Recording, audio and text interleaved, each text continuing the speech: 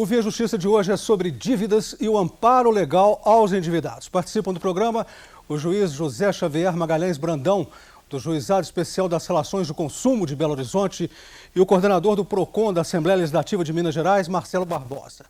Numa parceria da TV Assembleia com a AMAGES, Associação dos Magistrados Mineiros, o Via Justiça está começando.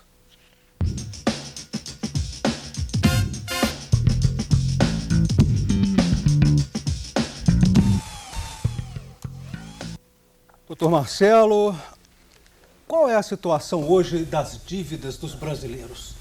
Como o ordenamento jurídico trata o endividamento das pessoas? Na verdade, a situação está muito complicada. Eu coloco isso em números, inclusive. De cada 10 pessoas que comparecem aos órgãos de defesa do consumidor do país hoje, 7 estão ali para discutir problemas de dívidas.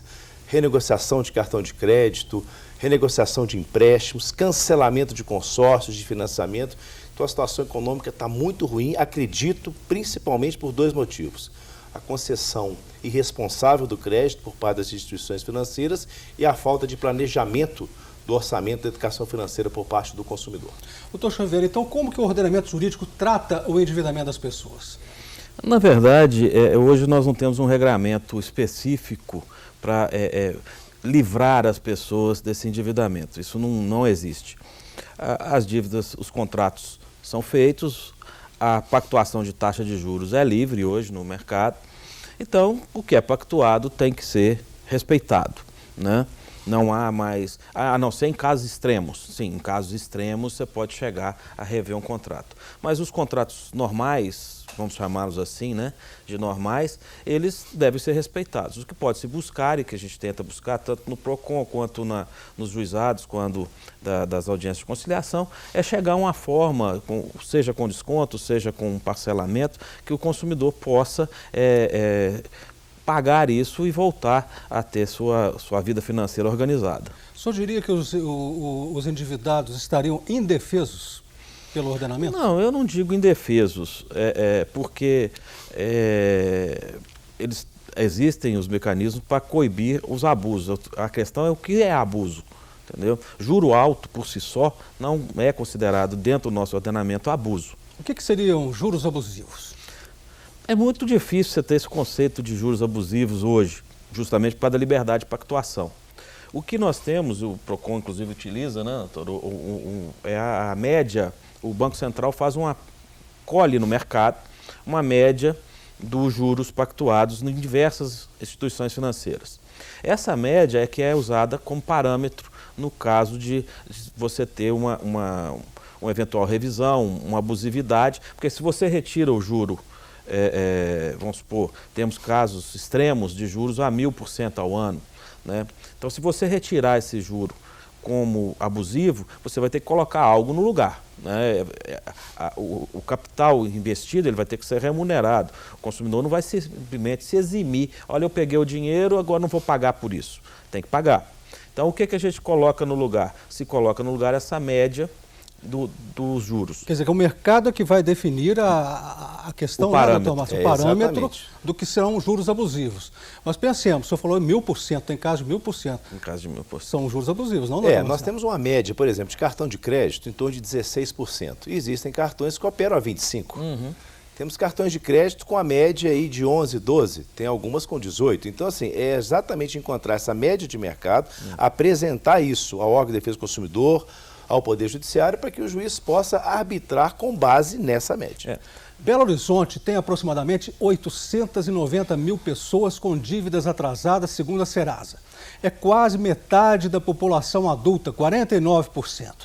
Pergunto aos senhores, por que as pessoas estão se endividando tanto, doutor Xavier? É falta de educação financeira. Na verdade, nós temos o problema da falta de educação, nós não temos uma cultura no Brasil, uma cultura de poupança e uma cultura de pensamento a longo prazo em matéria financeira, planejamento financeiro mesmo.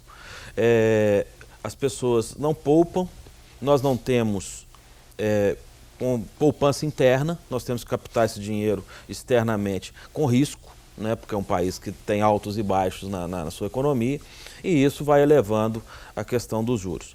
Mas o básico A grande dificuldade é a falta de educação financeira. A pessoa não sabe quanto ela está pagando de juros, ela não atenta para isso. A preocupação maior dela é se naquele momento, naquele primeiro momento, a prestação cabe no bolso. Não é a taxa de juros que está sendo praticada. Ainda segundo a Serasa, Minas Gerais tem 5,5 milhões de devedores, quase 35% das pessoas com mais de 18 anos. Pergunto para o senhor, doutor Marcelo, como dimensionar a gravidade dessa situação em face da realidade econômica de recessão que o país está vivendo? Bom, na verdade, eu acho que além do que o doutor Javier já falou, nós temos a situação, primeiro, da falta do planejamento, como foi bem colocado aqui, mas o consumidor, ele não tem a percepção exatamente de quanto vai caber no seu bolso daquela compra. Então, diante disso, ele tem primeiro um crédito facilitado. Então, está fácil comprar, está fácil adquirir o crédito. E ele tem o perfil de consumista. Então, ele não tem aquele raciocínio necessário para, diante de uma compra, perceber, primeiro, se ele tem dinheiro sobrando, não tem poupança, se ele precisa daquele produto, se tem que ser agora ou se ele pode esperar um pouco, e, principalmente, a necessidade daquela compra. Então, esse conjunto de situações faz com que ele não perceba o risco e vá se endividando. Não adianta nada os órgãos de proteção ao crédito chamarem as pessoas para negociar suas dívidas, zerar e prepará-las para no mês seguinte entrarem de novo no endividamento sem o devido preparo. É o que acontece muito nos finais de ano. Então isso aí realmente é um cuidado que ele tem que ter, só o planejamento do orçamento e a percepção da necessidade da compra daquele produto e o potencial econômico é que vão melhorar essa condição dele. O senhor disse que de 10 reclamações ao PROCON, 7 são sobre dívidas, não é 7 isso? São sobre dívidas de toda a ordem, consórcio, eu queria até que o senhor falasse quais são as principais reclamações ao PROCON em relação a essas dívidas. Olha, são as renegociações, primeiro com o cartão de crédito, porque o brasileiro, infelizmente, não foi preparado para ter esse instrumento. O brasileiro hoje, ele reza para poder chegar ao cartão e pagar o pagamento mínimo, ele já observa o pagamento mínimo. Então ele tem que renegociar, porque os juros que incidem sobre o que deixou de pagar são juros muito altos. Não faz um planejamento a longo prazo para ter um consórcio, para ter uma compra parcelada, porque hoje nós temos empresas que dificilmente anunciam a venda à vista, só anunciam a venda parcelada. Então ele vai colocando um monte de parcelas, não tem esse controle quando ele cai na real. Então, cartões de crédito, empréstimos, financiamentos em bancos, consórcios, financiamentos habitacionais são os principais problemas. Infelizmente, doutor, nós temos hoje pessoas com carnês de 72, 74 parcelas, na quarta e na quinta estão cancelando o contrato. Eu pergunto ao senhor, doutor Xavier, quais são as principais reclamações ao Juizado Especial das Relações de Consumo? Bem, nós temos eu não sei dizer percentuais exatos, né? Mas temos um volume imenso, realmente, de questões relativas a débito, né? Tanto cartão de crédito, empréstimo, o empréstimo com a financeira, essa financeira de varejo, é o que mais aparece. Por quê? Porque o cara que vai no banco, a pessoa vai lá, ele vai ao banco, ele senta, conversa com o gerente e fala, olha, eu preciso de um dinheiro tal para investir nisso, ou para isso, para aquilo outro. É uma pessoa que sabe o que está fazendo, tem consciência exata do que está fazendo, da taxa de juros que está sendo praticada, ela pesquisa o melhor financiamento para ela, né? Se ela vai utilizar um crédito direto ao consumidor, se ela vai utilizar um leasing, o que ela vai utilizar. Essa pessoa, normalmente, ela não tem problemas, ela vai, paga o combinado e então ela não entra nos juros de mora, ela não tem essa comissão de permanência e outras verbas que vão cada vez aumentar demais esse empréstimo com inadimplência. O que aparece muito é a pessoa que é laçada, ela está passando na rua, tem uns 3 pessoas dizendo, olha, você tem crédito, você tem crédito, você tem crédito, é só entrar aqui e fazer um contrato. Essa financeira de varejo, ela tem um juro muito alto, né? Ela paga comissões muito boas, tanto para quem capta o cliente, quem faz o contrato, então há um estímulo imenso nisso aí. O Via Justiça faz agora um rápido intervalo e voltamos em instantes.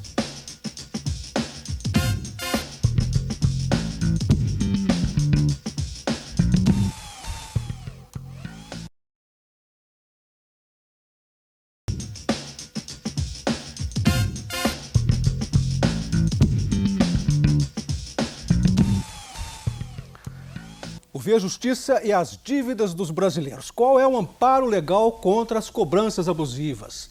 Nossos convidados de hoje, o juiz José Xavier Magalhães Brandão, do Juizado Especial das Relações do Consumo de Belo Horizonte, e o coordenador do PROCON da Assembleia Legislativa de Minas Gerais, Marcelo Barbosa. Pergunto para os senhores o arcabouço legal. Temos a Lei de Usura de 1933, Constituição 1988. Esses dois documentos legais colocaram lá 12% máximo de juros. Isso não vale mais? Não.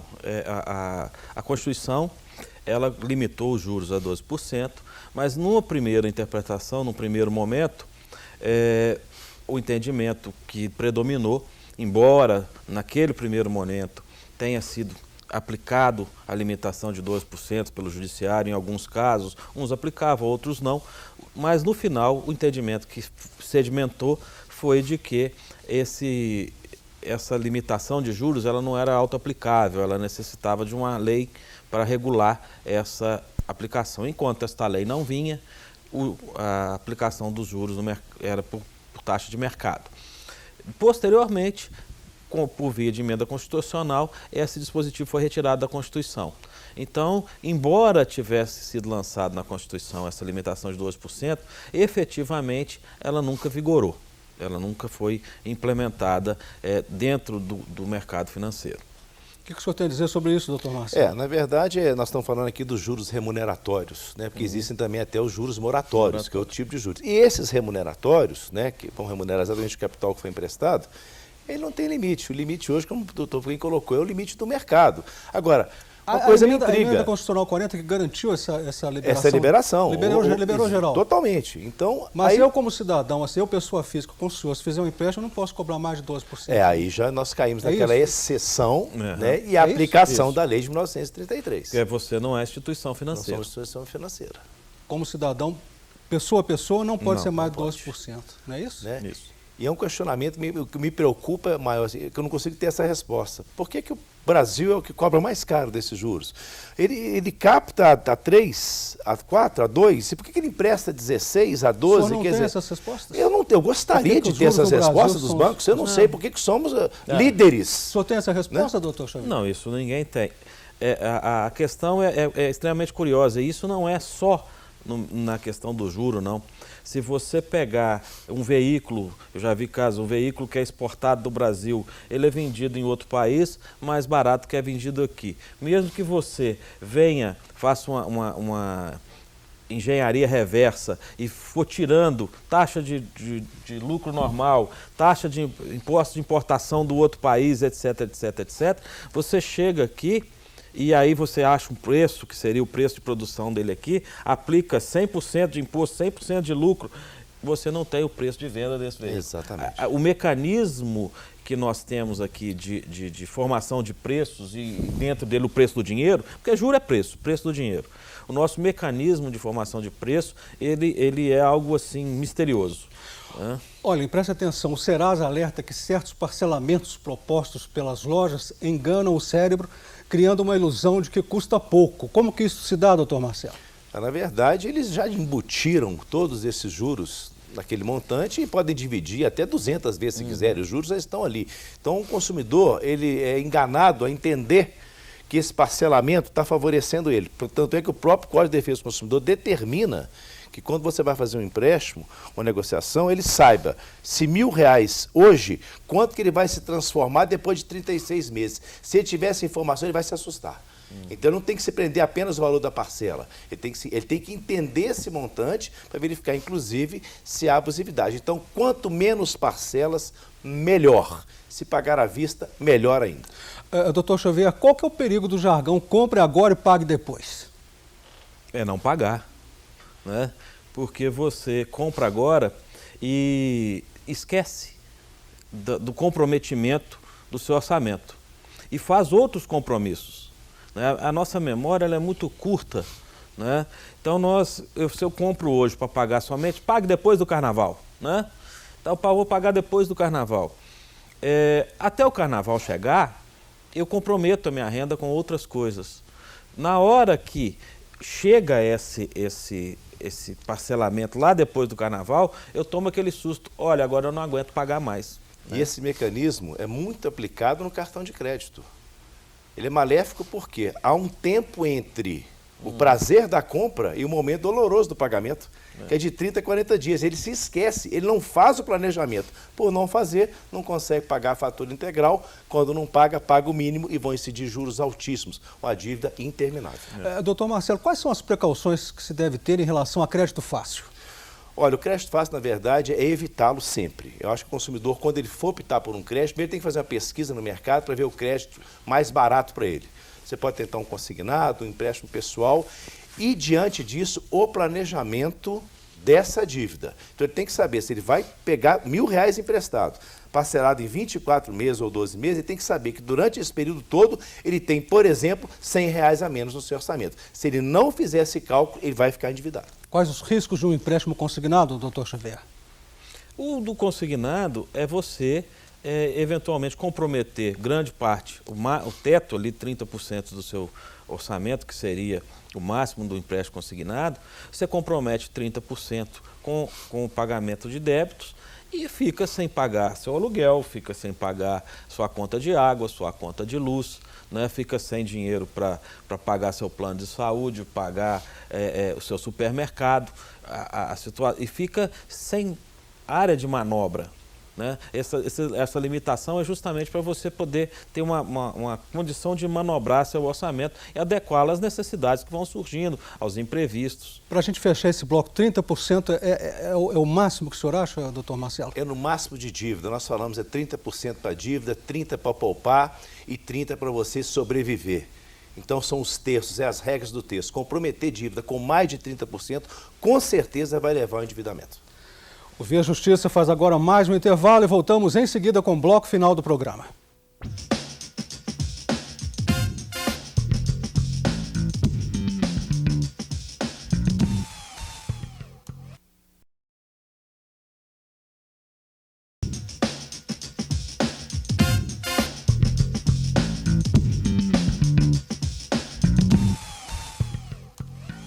O Via Justiça e as dívidas dos brasileiros, as leis e a proteção aos endividados. Participando do programa, o juiz José Xavier Magalhães Brandão, do Juizado Especial das Relações de Consumo de Belo Horizonte, e o coordenador do PROCON da Assembleia Legislativa de Minas Gerais, Marcelo Barbosa. Vou falar para vocês agora um outro alerta do Serasa. Deve-se viver dentro do padrão de vida de cada um, evitando compras de itens de luxo. O que dizer a respeito disso, doutor Marcelo? Com certeza isso é uma dica muito importante. Eu acho que os supérfluos hoje pesam no orçamento, então é comprar aquilo que de fato é necessário. Se você tiver o dinheiro sobrando numa reserva, aí sim, você pode pensar nesses supérfluos, num lazer, essas tecnologias que nós colocamos dentro de casa, em viagens.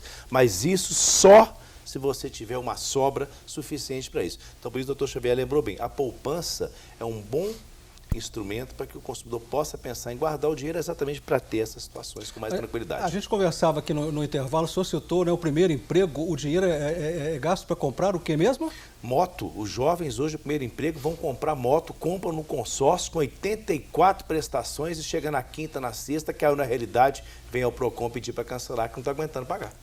Doutor Xavier, revisão de taxas, juros abusivos, como entrar na justiça? Bem, nós temos uma dificuldade hoje nesse aspecto, que é, para você normalmente rever uma taxa de juros, você tem que fazer uma análise dos pagamentos realizados, do juro que está embutido naquele pagamento, se aquilo é o que realmente foi contratado ou não, né, qual a taxa de juros praticada na inadimplência. E com essas questões, nós temos a dificuldade de isso não poder ser feito no juizado especial por causa da necessidade da perícia contábil. Você teria que fazer a perícia e é uma prova mais complexa, não dá para ser feito no juizado. No juizado, o que é possível, então? No juizado, você pode rever taxas específicas, né, cobranças de taxas específicas.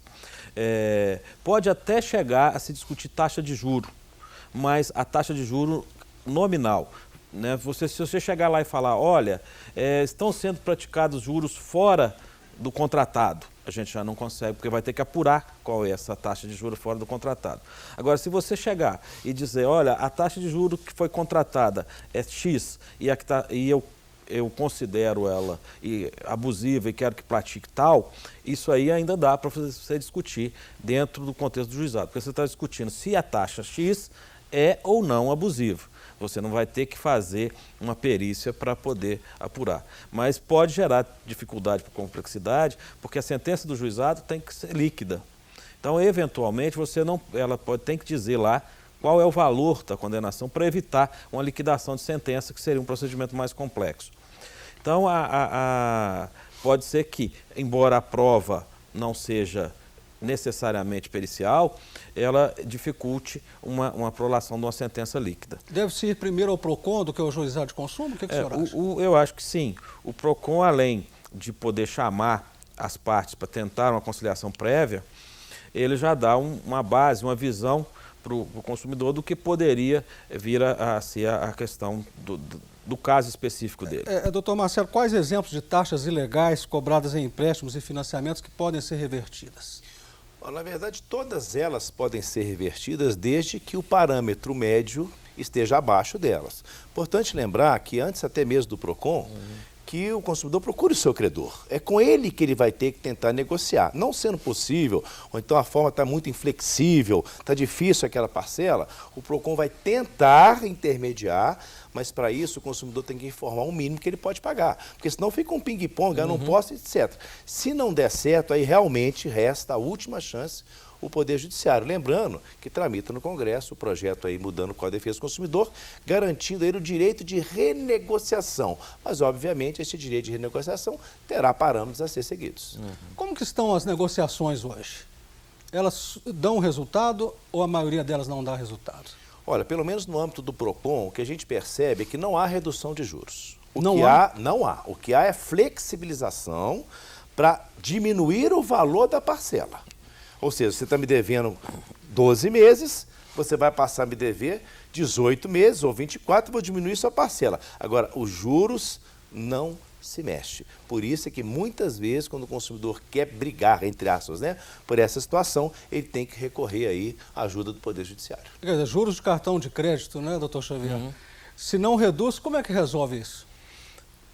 Ele tem que procurar pagar essa dívida, a princípio, com um outro tipo de crédito que lhe seja mais barato. Um crédito em consignação, que é o mais barato do mercado, porque é mais garantido. Tudo que é mais garantido, tem uma garantia melhor, a taxa de juros diminui.